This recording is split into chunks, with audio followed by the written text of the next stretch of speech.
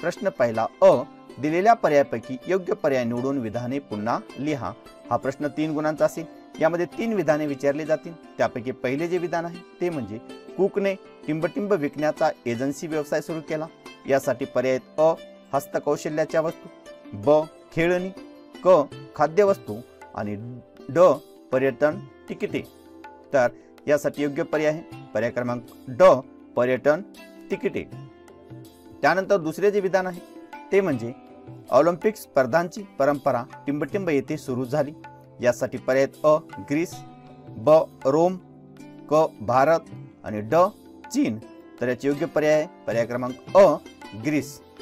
त्यानंतर तिसरे जे विधान आहे ते म्हणजे टिंबटिंब ही ज्ञानाची आणि माहितीची भंडारघरे असतात। तर त्यासाठी पर्याय अ, अभिलेखागारे, ब, ग्रंथालय, क, संग्रहालय आणि ड, सूची वाङ्मय।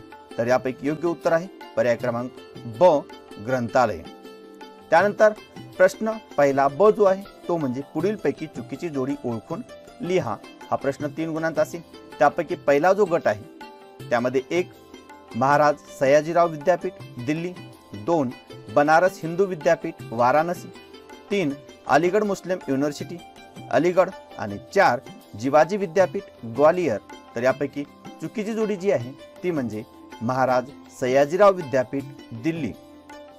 त्यानंतर दुसरा जो गट आहे तो म्हणजे त्यामध्ये 1 लोणार सरोवर, 2 जायकवाडी थंड हवेचे ठिकाण, 3 घारापुरी लेणी आणि 4 जंतर मंतर वेधशाळा। तर यापैकी चुकीची जोडी जी आहे ती म्हणजे जोडी क्रमांक 2 जायकवाडी थंड हवेचे ठिकाण। त्यानंतर तिसरा जो गट आहे त्यामध्ये 1 मल्लखांब शारीरिक कसरतीचे खेळ, 2 वॉटर पोलो पाण्यातील खेळ, 3 स्केटिंग साहसी खेळ आणि 4 बुद्धिबळ मैदानी खेळ। तर यापैकी चुकीची जोडी जी आहे ती म्हणजे पर्याय क्रमांक 4 बुद्धिबळ मैदानी खेळ। त्यानंतर प्रश्न दुसरा अ जो आहे तो म्हणजे दिलेल्या सूचनेनुसार कृती करा। कोणत्याही 2 कृती आपणास करायची आहेत। हा प्रश्न 4 गुणांचा असेल। यामध्ये पहिली जी कृती आहे ते म्हणजे प्राचीन ऑलिम्पिक स्पर्धांनी हे सामने सुरू केले। त्यासाठी पर्याय 1 मुष्टियुद्ध, 2 धावणे, 3 कुस्ती आणि 4 थाळीफेक। त्यानंतर दुसरे जे संकल्पना चित्र आहे ते आपण पाहूया। दुसरे संकल्पना चित्र आहे नैमित्तिक पर्यटनाची कारणे। तर त्यामध्ये 1 औद्योगिक मेळावे, 2 पुस्तक प्रदर्शनी फिल्म फेस्टिवल आणि 4 साहित्य संमेलने। त्यानंतर तिसरे जे संकल्पना चित्र आहे ते आपण पाहू। तिसरे संकल्पना चित्र आहे कोशांचे प्रकार। त्यामध्ये पहिला आहे सूची वाङ्मय, दुसरा आहे शब्दकोश, तिसरा आहे विश्वकोश आणि चौथा जो कोशांचा प्रकार आहे तो म्हणजे कोश सदृश्य वाङ्मय। त्यानंतर प्रश्न दुसरा ब जो आहे तो म्हणजे टिपा लिहा। कोणत्या 2 टिपा आपणास लिहायच्या आहेत। हा प्रश्न 4 गुणांचा असेल। त्यापैकी पहिली जी टिप आहे ती म्हणजे अभिलेखागार। तर याचे उत्तर असे असेल त्यामध्ये 1 प्राचीन दस्तावेज ग्रंथ अभिलेख यांचे शास्त्रशुद्ध पद्धतीने जतन करून आवश्यकतेनुसार ती कागदपत्रे उपलब्ध करून देणारा शासकीय विभाग वा यंत्रणा म्हणजे अभिलेखागार होय। त्यानंतर 2 जे दस्तावेज संग्रहालय वा ग्रंथालय याच्याकडून प्रदर्शित केले जात नाही परंतु ऐतिहासिकदृष्ट्या ते महत्त्वाचे असतात अशा कागदपत्रांचे जतन अभिलेखागारामध्ये केले जाते। त्यानंतर 3 हे दस्तावेज शासनाला संशोधकाला आणि जनतेला आवश्यकतेनुसार अभिलेखागाराकडून उपलब्ध केले जातात। त्यानंतर 4 तांत्रिकदृष्ट्या ग्रंथालय आणि अभिलेखागारे यांचे कार्य या दृष्टीने सारखेच असते। आणि चौथे जे मुद्दा आहे तो म्हणजे अभिलेखागारातील कागदपत्रात कोणताही बदल केला जात नसल्याने ती कागदपत्रे अत्यंत विश्वसनीय मानली जातात। त्यानंतर दुसरी जी टिप आहे ती म्हणजे पर्यटन। तर याचे उत्तर 1 दूरवरच्या स्थळांना विशिष्ट हेतूने भेट देण्यासाठी केलेला प्रवास म्हणजे पर्यटन होय। आपल्या राहत्या घरापासून विविध कारणांसाठी काही काळ दूर जाणे म्हणजे पर्यटन होय। पर्यटन ही मानवाची सहज प्रवृत्ती आहे। त्यानंतर 2 पर्यटनाची परंपरा प्राचीन काळापासून चालू आहे। पर्यटनाचा हेतू व स्वरूप मात्र काळाप्रमाणे व गरजेप्रमाणे बदलत जातात. त्यानंतर 3 आधुनिक काळात वाहतुकीच्या सुविधामुळे पर्यटन सोपे व गतिमान झाले. 20व्या शतकात तर पर्यटनाकडे आधुनिक उद्योग म्हणून पाहिले जाते. आणि 4था जो मुद्दा आहे तो म्हणजे स्थानिक पर्यटन ते आंतरराष्ट्रीय पर्यटन असा पर्यटनाचा विस्तार होत जातो. वाढत्या पर्यटनाचा देशाला फायदाच होतो. त्यानंतर तिसरी जी संकल्पना आहे ती म्हणजे देशी खेळ. तिसरी टिप देशी खेळ. तर याचे उत्तर 1 ज्या खेळाचा उदय भारतात झाला आणि ज्या खेळांना भारतीय परंपरा आहे अशा खेळांना देशी खेळ असे म्हणतात. त्यानंतर 2 देशी खेळात बैठे खेळ आणि मैदानी खेळ असे 2 प्रकार आहेत. जे खेळ बसून कोठेही खेळता येतात त्यांना बैठे खेळ असे म्हणतात, तर जे खेळ मैदानात उभे राहून खेळावे लागतात त्यांना मैदानी खेळ असे म्हणतात.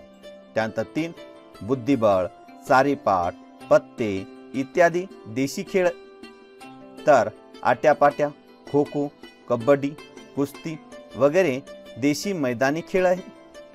त्यानंतर 4 देशी खेळाचे वैशिष्ट्य म्हणजे या खेळांना जास्त किमतीचे साहित्य लागत नसल्याने हे खेळ कमी खर्चिक असतात. त्यामध्ये फुगडी, झिम्मा, भातुकली असे मुलींचे देशी खेळ आहेत. आधुनिक काळात मुलीही मुलाच्या बरोबरीने सर्व देशी व विदेशी खेळ खेळतात. त्यानंतर प्रश्न 3 पुढील विधाने सहकारण स्पष्ट करा. कोणते 2 विधाने आपणास सहकारण स्पष्ट करावयाचे आहेत. हा प्रश्न 4 गुणांचा असेल. त्यापैकी पहिले जे विधान आहे ते म्हणजे सध्याच्या काळात खेळाचे अर्थकारण बदललेले आहे. तर याचे उत्तर 1 21व्या शतकात खेळाचे आंतरराष्ट्रीयकरण झाले आहे. 2 सर्वच सामन्याचे थेट प्रक्षेपण जगाच्या कानाकोपऱ्यात एकाच वेळी होत असते, त्यामुळे हौशी खेळाडू शिकण्यासाठी तर प्रेक्षक मनोरंजनासाठी सामने पाहतात. त्यानंतर 3 निवृत्त खेळाडू समालोचनासाठी वाहिन्यावर येतात. त्यानंतर 4 मोठा प्रेक्षक वर्ग सामने पाहतो, त्यामुळे कंपन्या मोठ्या प्रमाणात पैसा खर्च करून आपल्या उत्पादनाच्या जाहिराती खेळाच्या प्रदर्शन दरम्यान करीत असतात. या कारणामुळे सध्याच्या काळात खेळाचे अर्थकारण बदललेले आहे. त्यानंतर दुसरे जे विधान आहे ते म्हणजे आजच्या काळात परदेशात जाण्याचे प्रमाण वाढत आहे.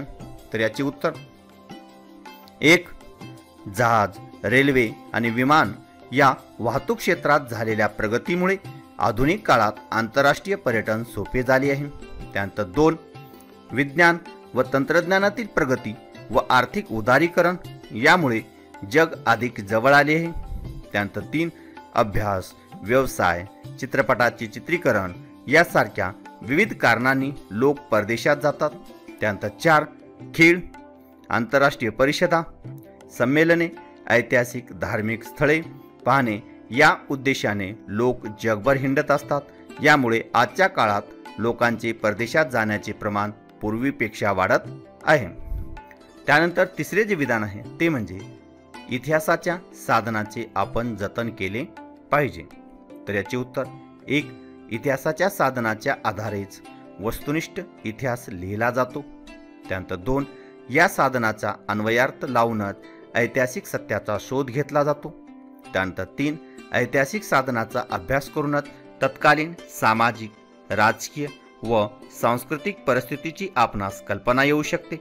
आणि 4 या साधनाच्या आधारित देशाची वैज्ञानिक प्रगती, आर्थिक प्रगती कळू शकते.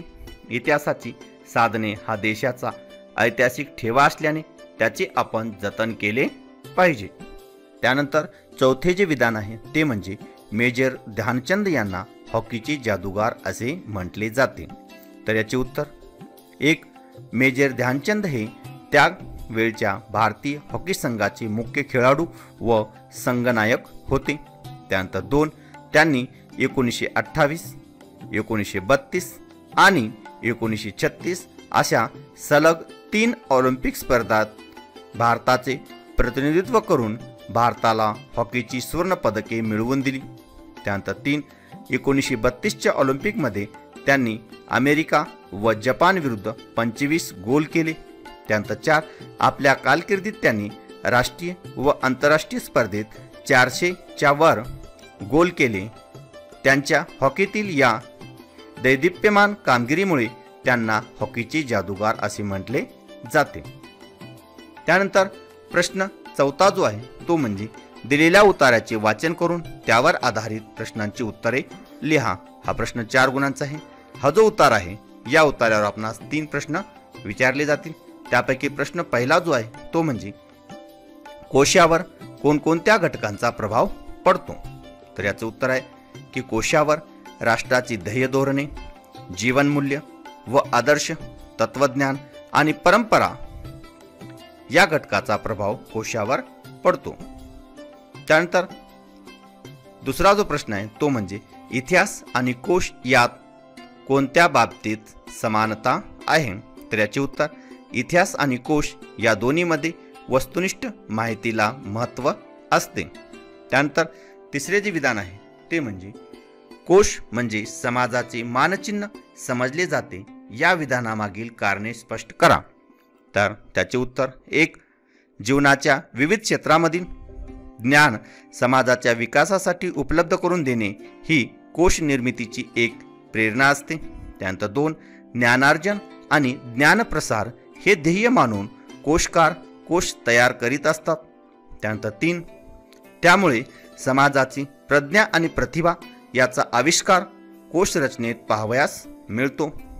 त्यानंतर 4 कोशाद्वारे राष्ट्रीय अस्मिता जागृत करण्याचाही प्रयत्न होत असतो. म्हणून कोश म्हणजे केवळ ग्रंथ न राहता ते समाजाचे मानचिन्ह समजले जाते. त्यानंतर प्रश्न 5 जो आहे तो म्हणजे पुढील विधानाची सविस्तर उत्तरे लिहा. कोणतेही 2 प्रश्न आपणास या ठिकाणी सोडवायचे आहेत. हा प्रश्न 6 गुणांचा असेल. त्यामध्ये प्रश्न पहिला जो आहे तो म्हणजे भारतातील खेळाच्या साहित्याच्या इतिहासाविषयी माहिती लिहा. तर याचे उत्तर खेळाशी संबंधित साहित्य ही एक नवी ज्ञानशाखा निर्माण झालेली आहे. भारतात विविध खेळावर विपुल लेखन केले जाते. त्यामध्ये 1 खेळाशी संबंधित अनेक पुस्तके व आत्मचरित्रे प्रसिद्ध झालेली आहेत. खेळाविषयी कोश लिहिले जात आहेत. त्यानंतर 2 व्यायाम या विषयावर स्वतंत्र शब्दकोश तयार झालेला आहे. मल्लखांबाचा इतिहास प्रकाशित झालेला आहे. त्यानंतर 3 खेळावर लेखन असणारी स्वतंत्र क्रीडा मासिके पाक्षिके प्रसिद्ध होत असतात. दैनंदिन वृत्तपत्रामध्ये 1 वा 2 संपूर्ण पाने क्रीडा जगतासाठीच राखून ठेवलेली असतात. त्यानंतर 4 षटकार नावाने खेळाला वाहिलेले नियतकालिक पूर्वी प्रसिद्ध होत असे. द्वारकानाथ, संजगिरी, शिरीष कनेकर, बाळपंडित असे अनेक लेखक क्रिकेट आणि अन्य खेळावर वृत्तपत्रातून लेखन करीत असत. 5 इंग्रजी भाषेवर तर क्रीडा क्षेत्रावर प्रचंड प्रमाणात लेखन होत असते. अन्य प्रादेशिक भाषांमधूनही क्रीडा लेखन होते. ही सर्व माहिती म्हणजे खेळाच्या साहित्याचा इतिहासच आहे. त्यानंतर दुसरा जो प्रश्न आहे तो म्हणजे पर्यटनाशी संबंधित व्यावसायिक क्षेत्रे स्पष्ट करा. तर यामध्ये उत्तर पर्यटनाशी संबंधित अशी पुढील व्यावसायिक क्षेत्रे आहेत. त्यामध्ये 1 पर्यटकांच्या राहण्यासाठी असणारी निवासस्थाने म्हणजेच लॉजेस चालविणे, ती बांधण्यासाठी संबंधित असणारे उद्योग. त्यानंतर 2 खाद्यपदार्थाची दुकाने, हॉटेल्स, खानावळी इत्यादी उद्योग. त्यानंतर 3 हस्तउद्योग व कुटीर उद्योग आणि त्यांच्या विक्रीची दुकाने. त्यानंतर 4 हॉटेलांशी संबंधित दूध, भाज्या, किराणा इत्यादी शेती व पशुउद्योग. त्यानंतर 5 पर्यटकांच्या वाहतुकीसाठी असणारे बस, रिक्षा, टॅक्सी आदी उद्योग. आणि 6वा जो उद्योग आहे तो म्हणजे प्रवासी एजंट्स, फोटोग्राफर, मार्गदर्शक म्हणजेच गाईड, ठिकाणांची माहिती छापणारी पुस्तके, मुद्रके इत्यादी व्यवसायही पर्यटकाशी संबंधित असतात. त्यानंतर तिसरा जो प्रश्न आहे तो म्हणजे अभिलेखागाराच्या व्यवस्थापनात कोणती कामे महत्त्वाची आहेत. तर याचे उत्तर अभिलेखागाराच्या व्यवस्थापनात पुढील कामे महत्त्वाची असतात. त्यामध्ये 1. महत्त्वाच्या नोंदी असलेली कागदपत्रे, त्यात कोणताही बदल न करता सुरक्षित ठेवणे. त्यानंतर 2. कागदपत्रांचे वर्गीकरण करून सूची तयार करणे. त्यानंतर 3. कागदपत्रांची मागणीनुसार शासनाला व नागरिकाला उपलब्ध करून देणे. त्यानंतर 4. जुन्या कागदपत्रांचे वाळवी, दमट हवा इत्यादीपासून संरक्षण करणे. त्यानंतर 5. अभिलेख व्यवस्थापनाविषयी संबंधित कार्यपद्धती अंमलात आणणे. त्यानंतर 6. संगणकीय प्रणालीचा वापर करणे. त्यानंतर 7. विभागीय आणि स्थानिक अभिलेखागारे स्थापन करणे. त्यानंतर 8. राष्ट्राचा सांस्कृतिक आणि ऐतिहासिक वारसा पुढील पिढ्यांना जतन करून ठेवणे. त्यानंतर 9. महत्त्वाच्या कागदपत्रांची गोपनीयता जपणे. त्यानंतर 10. अभिलेखागारांची दैनंदिन कामे सुकर होण्याच्या दृष्टीने यंत्रणा निर्माण करणे. आणि 11वी जी बाब आहे ते म्हणजे महत्त्वाच्या बाबी लोकांपर्यंत पोहोचवण्यासाठी नियतकालिकेवर व अन्य प्रकाशने प्रसिद्ध करणे. त्यानंतर प्रश्न 6वा जो आहे तो म्हणजे दिलेल्या पर्यायापैकी योग्य पर्याय निवडून विधाने पूर्ण करा. हा प्रश्न 2 गुणांचा असेल. त्यामध्ये 2 विधाने विचारली जातील. त्यापैकी पहिले जे विधान ते म्हणजे शेतीचे उत्पादन वाढविण्यासाठी व अन्नधान्याबाबत स्वयंपूर्ण होण्यासाठी टिंबटिंब करण्यात आली. यासाठी पर्याय अ. जलक्रांती, ब. हरित क्रांती, क. औद्योगिक क्रांती आणि ड. धवल क्रांती. तर याचे योग्य उत्तर आहे पर्याय क्रमांक ब. हरित क्रांती. त्यानंतर दुसरे जे विधान आहे ते म्हणजे नॅशनल कॉन्फरन्स हा पक्ष टिंबटिंब राज्यात आहे. यासाठी पर्याय अ. ओडिसा, ब. बिहार, क. आसाम आणि ड. जम्मू आणि काश्मीर. तर याचे योग्य पर्याय क्रमांक ड. जम्मू आणि काश्मीर. त्यानंतर प्रश्न 7वा. पुढील विधाने चूक बरोबर ते सहकारण स्पष्ट करा. कोणते 2 विधाने आपणास या ठिकाणी सहकारण स्पष्ट करावायचे आहेत. हा प्रश्न 4 गुणांचा असेल. त्यामध्ये पहिले जे विधान आहे ते म्हणजे राजकीय पक्ष या सामाजिक संघटनाच असतात. तर हे विधान बरोबर आहे. कारण एक समाजातील सर्व व्यक्ती एकत्र येऊनच राजकीय पक्ष स्थापन करतात. म्हणजेच राजकीय पक्ष हे समाजाचेच अविभाज्य घटक असतात. त्यानंतर 2. जनतेच्या समस्या सोडविण्याचा प्रयत्न राजकीय पक्ष करीत असतात. त्यानंतर 3. त्या समाजाची भूमिका विचारसरणी घेऊन राजकीय पक्ष समाजात कार्य करीत असतात. म्हणून राजकीय पक्ष हे एक प्रकारे सामाजिक संघटनाच असतात. त्यानंतर दुसरे विधान चळवळीला खंबीर नेतृत्वाची गरज नसते. तर याचे उत्तर हे विधान चूक आहे. कारण नंबर 1. कोणतीही चळवळ नेतृत्वामुळेच क्रियाशील राहते आणि व्यापक बनते. चळवळीचे यशापयशही खंबीर नेतृत्वावरच अवलंबून असते. त्यानंतर 2. चळवळीचा कार्यक्रम, आंदोलनाची दिशा आणि तीव्रता केव्हा कमी अधिक करावयाची याबाबत खंबीर नेतृत्वच योग्य निर्णय घेऊ शकतो. त्यानंतर 3. खंबीर नेतृत्वच लोकांपर्यंत पोहोचवून जनाधार मिळवू शकते व चळवळीची परिणामकारकता वाढवू शकते. म्हणून चळवळीला खंबीर नेतृत्वाची गरज असते. त्यानंतर तिसरे जे विधान आहे ते म्हणजे ग्राहक चळवळ अस्तित्वात आली. तर याचे उत्तर हे विधान बरोबर आहे. कारण एक अर्थव्यवस्थेतील बदलाचा आणि बदललेल्या समाजव्यवस्थेचा ग्राहकावर परिणाम होत असतो. त्यानंतर 2. भेसळ, वस्तूच्या वाढलेल्या किमती, वजन मापातील फसवणूक, वस्तूचा कमी दर्जा पण अधिक किमती यासारख्या अनेक समस्यांना ग्राहकांना तोंड द्यावे लागते. त्यानंतर 3. अशा फसवणुकीपासून ग्राहकांचे संरक्षण करण्यासाठी 1986 साली ग्राहक संरक्षण कायदा अस्तित्वात आला आणि त्यानंतर ग्राहकांना आपल्या हक्काची जाणीव व्हावी व त्यांचे संरक्षण व्हावे यासाठी ग्राहक चळवळ अस्तित्वात आली. त्यानंतर प्रश्न 8वा अ जो आहे तो म्हणजे पुढील संकल्पना स्पष्ट करा. कोणती एक संकल्पना आपणास स्पष्ट करायची आहे. हा प्रश्न 2 गुणांचा आहे आणि त्यामध्ये पहिली जी संकल्पना आहे ती म्हणजे चळवळ. तर याचे उत्तर 1.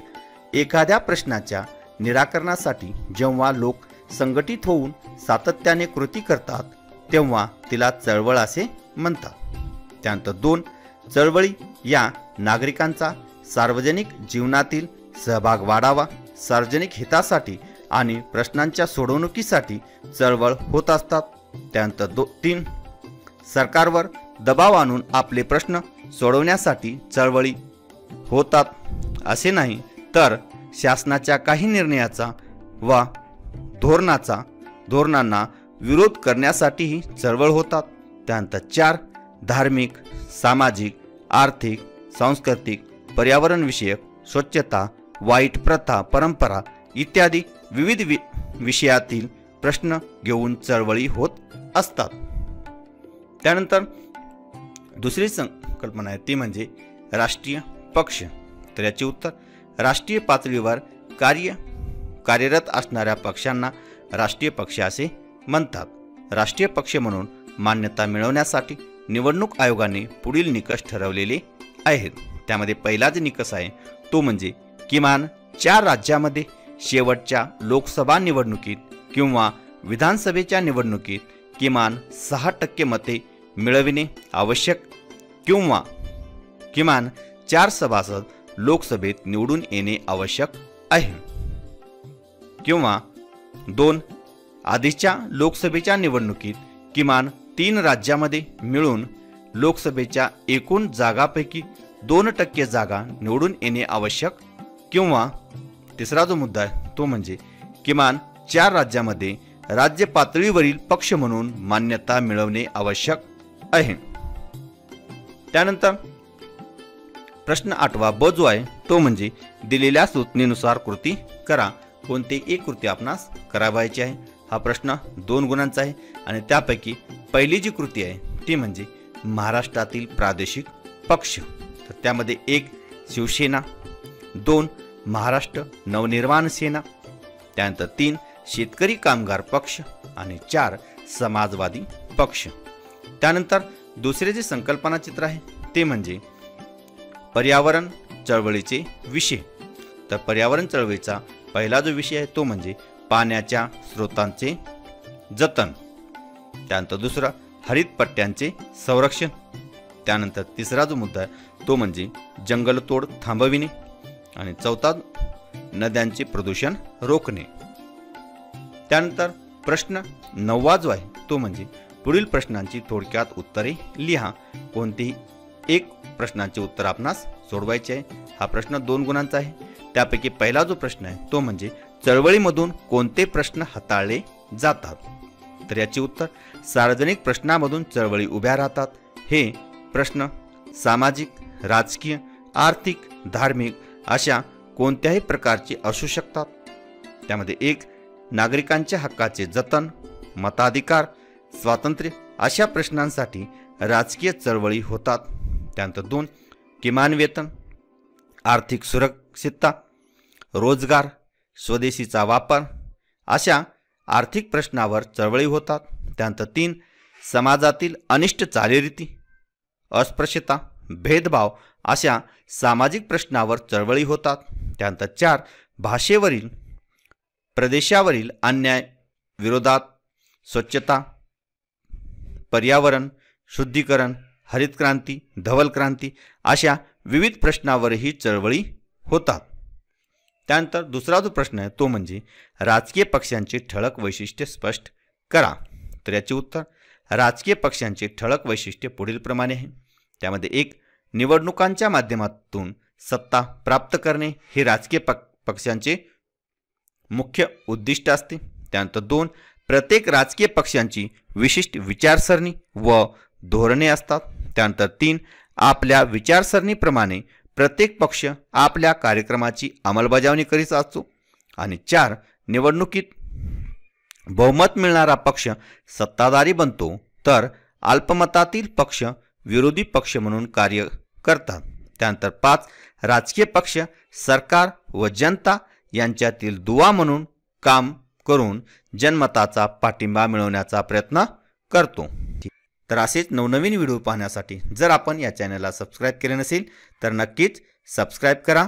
धन्यवाद.